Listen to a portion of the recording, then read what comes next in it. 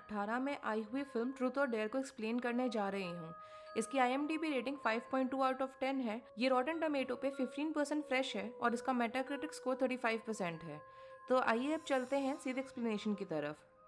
शुरू में हमारी लीड ओलिविया को दिखाया जाता है, जो अपना स्प्रिंग ब्रेक कैसे स्पेंड करे वो डिसाइड कर रही होती है, जो वो helping with habitat for humanity की मदद करते हुए बिताने का सोचती है।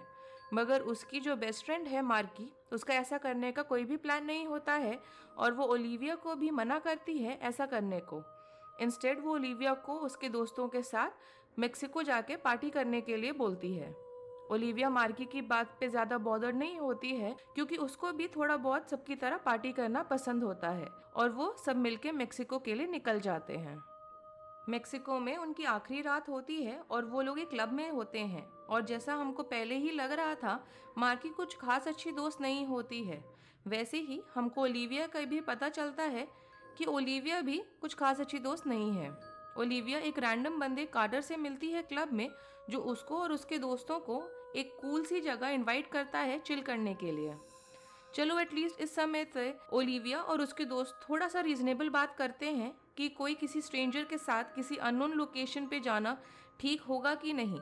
मगर फिर भी पता नहीं क्यों ओलिविया को ये आइडिया सही लग रहा होता है और वो सब उस जगह के लिए निकल जाते हैं। वो लोग वहाँ पहुँचते हैं और उस जगह को पूरी तरह से फेंस करा हुआ होता है और हर जगह बोर्ड लगा हुआ होता है कि वो एरिया प्रोहिबिटेड है। वो लोग फिर भी अंदर चले जाते हैं और सब बैठ के ड्रिंक करने लगते हैं कि तभी कार्टर उनको सजेस्ट करता है कि उनको ट्रूथ और डेयर का गेम खेलना चाहिए। पहले तो सब चीज़ें काफ़ी टिपिकल सी होती हैं, जैसे कि कोई दो लड़कियां किस करें एंड ऑल। पर आगे चल के चीज़ें थोड़ी सी डार्क टर्न होने लगती हैं जब कार्टर की बारी आती है और वो ट्रूथ चूज़ करता है। वो लोग उससे पूछते हैं कि उसका ओलिविया के साथ क्या इंटेंशन है और वो उन सबको यहाँ क्यों लेकर आया है। वो बोलता है कि उसको और लोग चाहिए थे इस गेम को खेलने के लिए और उसको ओलिविया इजी टारगेट लगी और इसीलिए वो अपने आप को बचाने के लिए उन सबको यहाँ लेकर आया है। और ये इस गेम का एक रूल है और बाकी सारे रूल्स आगे पता चलेंगे और ये कार्टर ने पहले भी खेला हुआ है। इस गेम को खेलना कंटिन्यू रखना होता है और नए लोगों को ऐड करके उनको सबको स्पेसिफिक मिशन दिया जाता है और इसके डिटेल्स हमको आगे चल के और ज़्यादा मालूम चलेगा।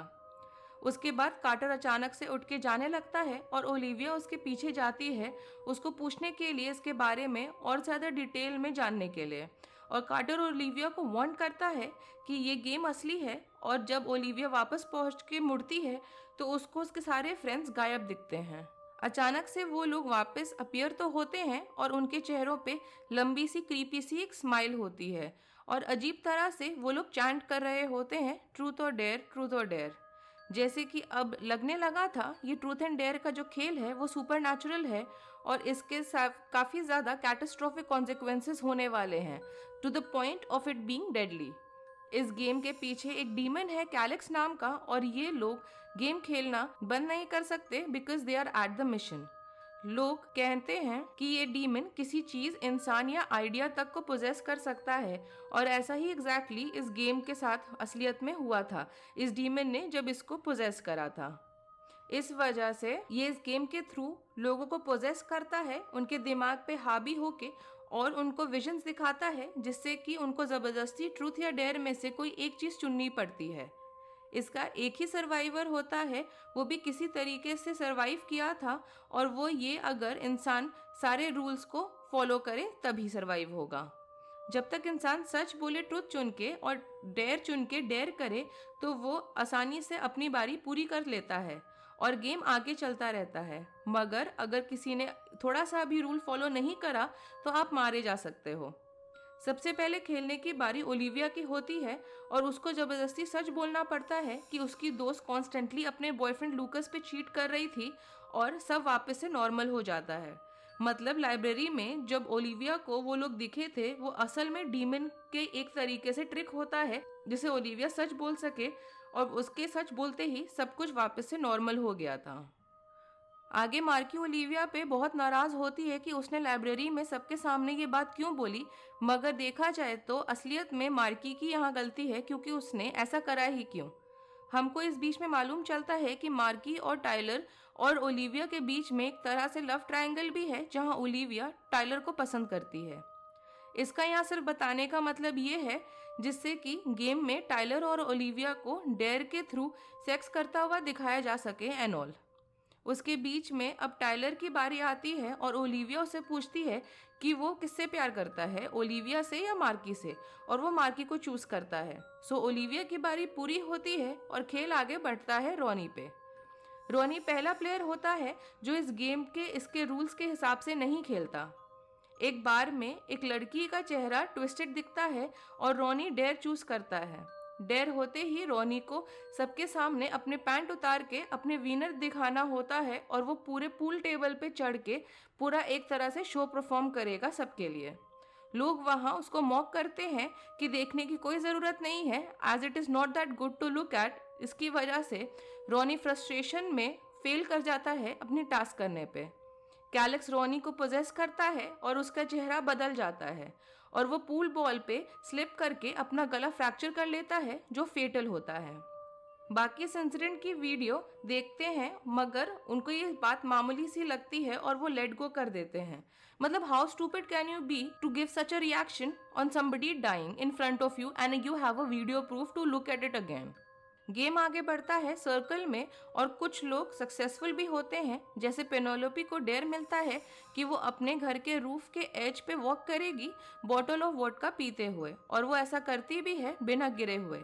कुछ लोग इतने ज़्यादा लकी नहीं होते हैं और टास्क पूरा करने में फेल हो जाते हैं, जैसे कि एक मेडिकल स्टूडेंट जिसको कन्फ्रंट करा जाता है कि वो फेक प्रिस्क्रिप्शंस को फॉर्ज करता है।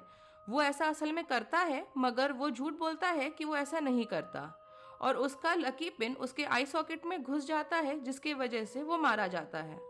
ऐसा होने के बाद सब रियलाइज करने लगते हैं कि कुछ तो अजीब चल रहा है और इस बारे में वो अपनी तरफ से रिसर्च करने लगते हैं गूगल पे मेक्सिको ट्रूथ एंड डेयर को, और ऐसा करने पे उनको एग्जैक्टली वही चीज़ दिखाई देती है जो वो लोग ढूंढ रहे होते हैं। काफ़ी सारी मौतें हुई थी वैसे ही उसी मिशन को करने में, और बहुत सारे पहले लोग भी मारे गए थे। उनको एक ग्रुप ऑफ फ्रेंड्स का भी मालूम चलता है जो लोग इसी एरिया में गए थे कुछ समय पहले, और उसमें से काफ़ी मिस्टीरियस मौतें भी हुई थी एक इंसान को छोड़ के, और वो फेसबुक के थ्रू उस लड़की जिसका नाम जिजेल होता है उसको मिलने के लिए इनवाइट करते हैं। फाइनली जब वो लोग उससे मिलते हैं तो उनको मालूम चलता है कि असलियत में ये गेम उसके लिए भी ख़त्म नहीं हुआ है और उसको उसकी बारी में डेयर मिलता है ओलिविया को मार डालने के लिए। वो ओलिविया को मारने के लिए नाकामयाब रहती है और पेनोलोपी उसकी जगह बुलेट ले लेती है और जिजेल को खुद को मार डालना पड़ता है। मगर ऐसा होने से पहले वो गलती से अपने ग्रुप में से एक प्लेयर का नाम जिसका सैम नाम है उसका गलती से मेंशन कर देती है। सैम पे रिसर्च करके फेसबुक गूगल जैसे भी उन्होंने करा होगा उन्हें मालूम चलता है कि सैम असलियत में कार्टर है और वो अपना अलग नाम इस्तेमाल कर रहा होता है, और वो जिजेल के फ्रेंड्स के ग्रुप का पार्ट था जो इसे पहले ट्रूथ एंड डेयर का गेम खेल रहे थे। आगे गेम के पास में रिसर्च करते समय उनको याद आता है कि एक मौत के बारे में जो काफ़ी साल पहले हुई थी उसमें से एक सर्वाइवर था। लूकस और ओलिविया उसके बारे में मिलने का डिसाइड करते हैं और वो लोग मेक्सिको जाएंगे उस सर्वाइवर को ढूंढने के लिए। वहाँ उनको वो मिल भी जाती है और काफ़ी सालों से वो कुछ बोली नहीं थी, जब से उसने खुद का टंग काट लिया था जिससे कि वो इस गेम को सरवाइव कर सके और उसको ख़त्म कर सके। प्रीस्ट ने उसको वहाँ अब्यूज़ करा था और उसने एक डीमन को समन करा था प्रीस्ट को मार डालने के लिए, और ऐसे ही असल में कैलेक्स का एग्जिस्टेंस आया था। मगर उसने एक तरीका ढूंढ लिया था उसको बंद करने के लिए। ऐसा करने के लिए एक स्पेल को 7 बार रिसाइट करना था और उसके बाद अपना टंग काट लेना था और उसको एक छोटे से जार में जिसमें एक स्माइलिंग स्कल है उसमें डाल के सील कर देना था। ये एक तरह से सैक्रिफाइस था उस इंसान के थ्रू जिसने इस डीमन को पहली बार में समन करा था। ये प्रोसेस पूरा सक्सेसफुल रहा था और डीमन भी काफ़ी टाइम के लिए डोरमेंट हो गया था, लेकिन जब तक के लिए तब तक जी इस ग्रुप ने जिसमें इंक्लूडिंग कार्टर, जिजेल जिनको ये मिशन मिला था, उन्होंने उस जार को सील ब्रेक कर दिया था और डीमन आज़ाद हो गया था, और इस वजह से ही कैलेक्स पूरा फिर से ये साइकिल शुरू करता है। बस अब एक चीज़ से ही ये डीमन फिर से डोरमेंट होगा, जब जिस इंसान ने उस सील को ब्रेक करा था वो उसे ऑफर करेगा अपने सैक्रिफाइस को रिप्लेस करके, जिसमें ये सील ब्रेक करा था कार्टर ने और उसको ही ऐसा फिर से करना था अपना टंग सैक्रिफाइस और सैक्रिफाइस के साथ वो 7 बार रिसाइट करके उस सील को वापस लगा के। बाकी लोग छिपके रह रहे होते हैं और वो कार्टर को कन्विंस करने की कोशिश करते हैं कि उनके पास इस सबको बंद करने का और कोई सोल्यूशन नहीं है, मगर एग्जैक्टली क्या सोल्यूशन है वो उसको नहीं बताते हैं जब तक कि वो उस मिशन तक नहीं पहुंचेंगे। कार्टर उनकी बात को एक सेकंड के लिए भी कंसिडर नहीं करता है और ओलिविया उसको गन निकाल के दिखाने लगती है, मगर रिचुअल पूरा होने से पहले टाइलर की बारी आती है और वो डेयर चूज करता है, जो ये है कि उसको मार्की और ओलिविया के बीच में किसी एक को चुनना होगा और जिसको भी वो चूज नहीं करेगा उसको उसे मार डालना होगा। वो ऐसा करने को मना करता है और उन दोनों को बचाने के लिए, मगर डीमन उसके हाथ को फोर्सफुली पोजेस कर लेता है एक तरीके से और वो मजबूर हो जाता है, फिर भी वो खुद को ही मार डालता है, अपना ही गला काट के, और कार्टर भी मारा जाता है। मार्की की बारी पे उसको डेयर मिलता है कि वो ओलिविया को गोली मार के मार डालेगी और वो उसको शोल्डर पे गोली मारती है जिससे कि वो मरती नहीं है और अभी भी मार्की पोजेस्ड है और ओलिविया कैलेक्स से बात कर पाती है मार्की के थ्रू और वो बोलती है कि कार्टर के सैक्रिफाइस के बिना वो इस गेम को बंद करने के लिए कुछ भी नहीं कर सकेंगे। देखा जाए तो पूरी मूवी अजीब सी ही बात पे घूम रही है कि जिस चीज़ को उन्हें नहीं करना है वो दिखाया जाता है और उसको जो करना भी होता है वो करते भी हैं, तब भी इस बात का कोई रिजल्ट तो सच निकलता ही नहीं है। अब जब चॉइस बची ही नहीं है किसी के पास तो ओलिविया एक प्लान बनाती है कि वो यूट्यूब पे लाइव स्ट्रीम करेगी मिशन के बीच में, जिससे कि एक मैसेज सेंड हो सके बाहर। मगर ऐसा करने के वजह से जो लोग चाहते ना चाहते उस लाइव स्ट्रीम को देखने के लिए आते हैं वो सब भी इस गेम के एक तरह से पार्ट बन जाते हैं, मतलब वो इसके गेम के प्लेयर में इंक्लूड हो जाते हैं लिस्ट में।